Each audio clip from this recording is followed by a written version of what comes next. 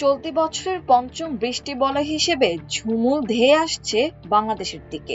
আগামী ২৬ এপ্রিল থেকে ৭ মে পর্যন্ত কার্যকর থাকতে পারে এই শক্তিশালী প্রাক মৌসুমী বৃষ্টি বলয়। এর প্রভাবে দেশের ৭০ থেকে ৯০% এলাকায় বজ্রবৃষ্টি, কালবৈশাখী এবং কোথাও কোথাও অতি ভারী বর্ষণের পূর্বাভাস দেওয়া হয়েছে। আবহাওয়ার এই পূর্বাভাস জানিয়েছে বেসরকারি সংস্থা বাংলাদেশ ওয়েদার অবজারভেশন টিম। আবহাওয়াবিদদের মতে এই বৃষ্টি বলয়ের সবচেয়ে বেশি প্রভাব পড়বে সিলেট বিভাগে। সেখানে ৪০০ মিলিমিটার পর্যন্ত বৃষ্টিপাতের সম্ভাবনা রয়েছে। অতিবৃষ্টি এবং ভারতের আসাম ও মেঘালয় থেকে আসা পাহাড়ি ঢলের কারণে সিলেট ও ময়মনসিংহ বিভাগের নিচু এলাকায় আকস্মিক বন্যার ঝুঁকি রয়েছে। এছাড়া সুনামগঞ্জ, নেত্রকোনা ও কিশোরগঞ্জের হাওর অঞ্চলে অস্থায়ী জলাবদ্ধতা তৈরি হতে পারে। এছাড়াও সারা দেশে ৬০ থেকে ৮০ কিলোমিটার বেগে কালবৈশাখী ঝড় ও মাঝে মধ্যে তীব্র বজ্রপাতের সতর্কতা দেওয়া হয়েছে।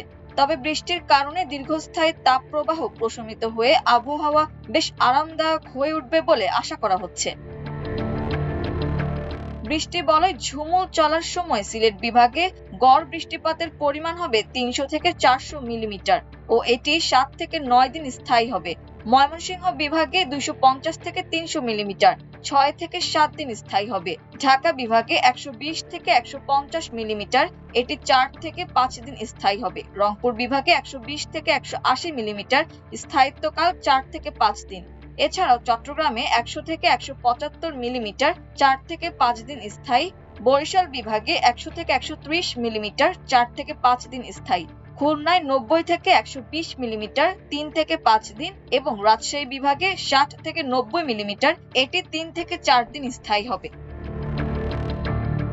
এই ভারী বৃষ্টির ফলে সিলেট ও চট্টগ্রাম বিভাগের পাহাড়ি এলাকায় ভূমিধসের আশঙ্কা রয়েছে। ২৬ এপ্রিল থেকে শুরু হলেও সর্বোচ্চ সক্রিয় থাকবে ২৮ এপ্রিল থেকে ২ মে এবং ৪ ও ৬ মে। এই বৃষ্টি বলয় দেশের ৬০ থেকে ৭০% এলাকার সেচের চাহিদা পূরণ করবে বলে ধারণা করা হচ্ছে এবং বায়ুচাপের পার্থক্যের কারণে উত্তর বঙ্গোপসাগর উত্তাল থাকতে পারে। এছাড়া সিলেট ও ময়মনসিংহ বিভাগে আগামী কয়েকদিনে অতি ভারী বৃষ্টিপাতের আভাস দিয়েছে বাংলাদেশ আবহাওয়া অধিদপ্তরও।